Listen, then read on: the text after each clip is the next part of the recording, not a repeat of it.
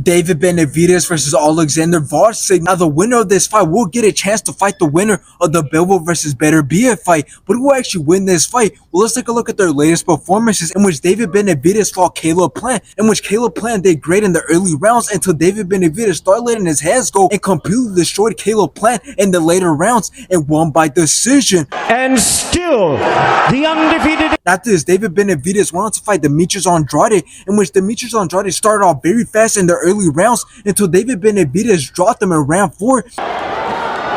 Big right hand, and down goes Andrade. Then put more punishment on Demetrius Andrade in rounds 5 and 6, and Demetrius Andrade quit on the stool at the end of round 6. Guys, I'm not going to watch that again, all right?